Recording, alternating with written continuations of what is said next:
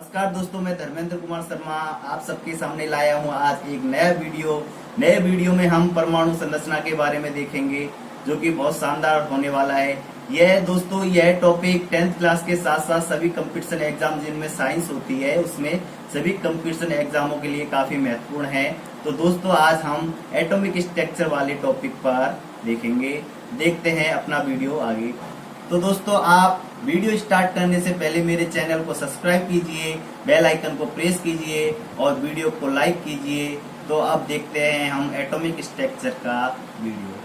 दोस्तों परमाणु के बारे में सर्वप्रथम भारतीय दार्शनिक महर्षि कणाद ने बताया था और उन्होंने यह बताया कि जब किसी पदार्थ को छोटे छोटे टुकड़ों में तोड़ा जाता है तो उसका वह सूक्ष्मतम भाग जो आगे विभाजित नहीं होता उसे परमाणु कहा जाता है।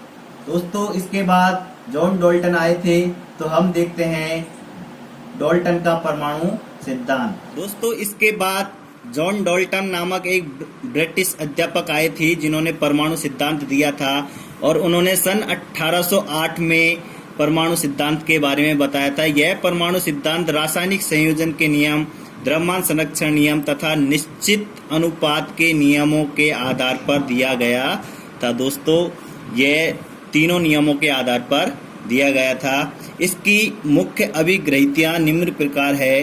देखिए, पहला है इसमें प्रत्येक पदार्थ छोटे छोटे कणों से मिलकर बना होता है जिन्हें परमाणु कहा जाता है। इन्हें परमाणु कहा जाता है जो कि पदार्थ छोटे छोटे कणों से मिलकर बना होता है। परमाणु एक अविभाज्य कण होता है जिसे आगे विभाजित नहीं किया जा सकता। जॉन डाल्टन ने यह बताया था। अगला बिंदु यह बताया था जॉन डाल्टन ने कि एक ही तत्व के सभी परमाणु समान होते हैं, अर्थात द्रव्यमान में तथा रासायनिक संयोजन में वे समान होते हैं।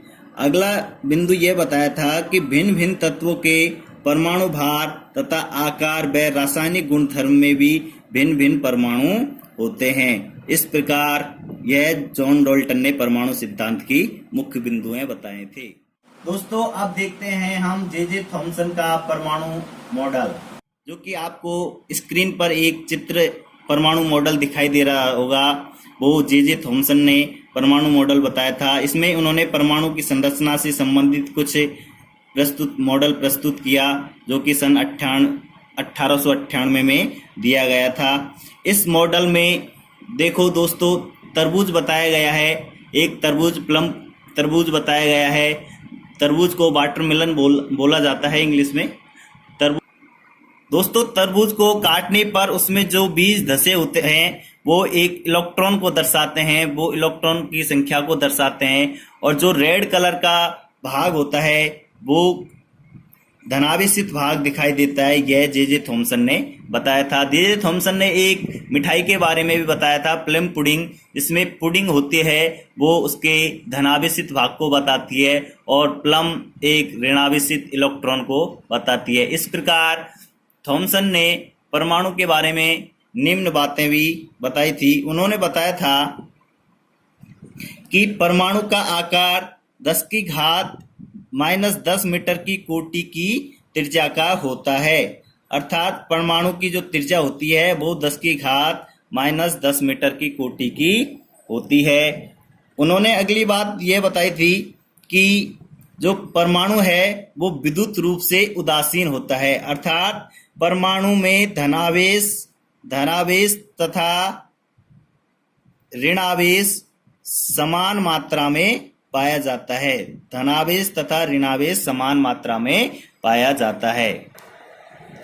दोस्तों इसके बाद हम देखते हैं अब रदरफोर्ड का स्वर्ण पत्र प्रयोग। रदरफोर्ड आया था जिन्होंने अपना स्वर्ण पत्र प्रयोग किया था। आपको चित्र में दिख रहा होगा स्वर्ण पत्र प्रयोग जो सन 1911 में रदरफोर्ड ने किया था। यह प्रयोग, इस प्रयोग में उन्होंने एक 100 nm की सोने की पतली झिल्ली ली थी और उस पर अल्फा कणों की बमबारी करवाई और झिल्ली के चारों तरफ उन्होंने ZnS यानी कि जिंक सल्फाइड का लेप कर दिया था, जिससे कि अल्फा कणों की बमबारी पर पर्दे से टकराकर एक फ्लैश उत्पन्न हो जाए, स्फुर दीप्ति उत्पन्न हो जाए, जिससे कि उनमें दिखाई दे। दोस्तों रदरफोर्ड ने इस प्रयोग में देखा कि अधिकांश एल्फा कण सोने की झिल्ली से बिना विक्षेपित हुए सीधे ही निकल गए। अर्थात अधिकांश जो एल्फा कण थे वो बिना टकराए हुए सीधे ही निकल गए।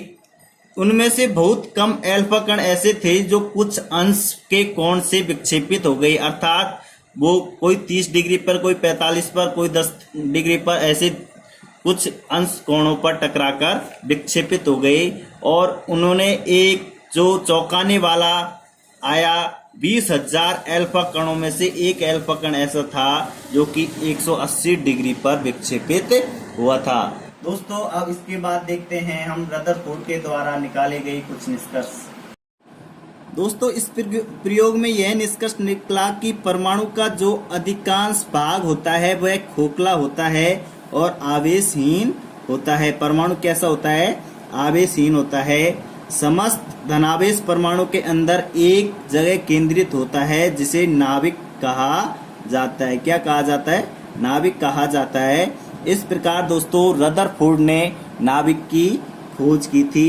परमाणु का धनावेश का आयतन उसके कुल आयतन की तुलना में बहुत कम होता है। दोस्तों ये आप परमाणु समझ लो, ये गोलाकार परमाणु है और इसमें ये नाभिक है, तो ये नाभिक इस भाग की तुलना में बहुत छोटा है। इस प्रकार इसका कुल आयतन है जो बहुत कम है। नाभिक का कुल आयतन है वो बहुत कम है परमाणु के आयतन की तुलना में।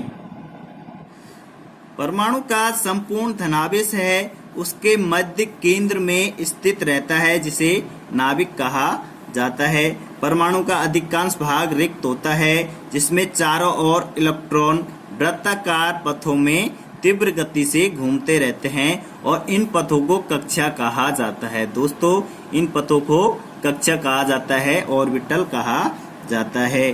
परमाणु विद्युत उदासीन होता है अर्थात परमाणु आवेशहीन होता है। निश्चित रूप से ही परमाणु में जितने इलेक्ट्रॉन होते हैं उतने ही उसमें नाभिक में प्रोटॉन पाए जाते हैं। इस प्रकार वह विद्युत उदासीन होता है। दोस्तों आगे बढ़ते हुए हम देखते हैं रदरफोर्ड के जो स्वर्ण पत्र प्रयोग था उसमें कुछ कमियां रह गई, उसके बारे में हम देखते हैं। जो हम देखते हैं परमाणु के स्थायित्व की व्याख्या नहीं कर सका। उन्होंने बताया था कि जैसे ये परमाणु है और परमाणु के नाभिक के चारों ओर इलेक्ट्रॉन क्या करते हैं? गति करते हैं। इलेक्ट्रॉन चारों ओर गति करते हैं तो गति करने पर वो ऊर्जा का क्या करते हैं? त्याग करते हैं। तो इस प्रकार यदि ऊर्जा का वो त्याग करते हैं तो ऊर्जा का त्याग करते करते करते करते उनकी ऊर्जा में कमी होती जाएगी और अंत में वो नाभिक में आके गिर जाएंगे। अंत में आके नाभिक में गिर जाएंगे। तो इस प्रकार परमाणु का स्थायित्व खत्म हो जाएगा। परमाणु का जो स्थायित्व है वो खत्म हो जाएगा, लेकिन ऐसा नहीं होता है। यह परमाणु इस स्थायित्व की व्याख्या रदरफोर्ड नहीं कर सके। अगला, परमाणु की संरचना को भी स्पष्ट रूप से नहीं समझा सके। उन्होंने बताया था कि नाभिक के चारों ओर वृत्ताकार कक्षाओं में इलेक्ट्रॉन चक्कर लगाते हैं, लेकिन वो वृत्ताकार कक्षा कहाँ पे है इस बारे में कोई उन्होंने बताया नहीं। ये कितनी बड़ी होती है ये कोई वृत्ताकार स्पष्ट रूप से उन्होंने नहीं बताया। तो इस प्रकार उनकी कुछ कमियां रह गई जिसको दोस्तों इसके बाद नील्स बोर नामक वैज्ञानिक आए थे जिन्होंने 1913 में अपनी परिकल्पना दी थी, जिसके बारे में हम अगले नेक्स्ट वीडियो में देखेंगे। तो इस वीडियो को आप लाइक कीजिए, शेयर कीजिए और सब्सक्राइब कीजिए और आप बने रहे मेरे चैनल के साथ। बेल आइकन को प्रेस कीजिए जिससे कि आपको इसका नोटिफिकेशन लगातार मिलता रहे। तो दोस्तों इस टॉपिक के बारे में अगला वीडियो मैं शीघ्र ही आपके सामने लाऊंगा।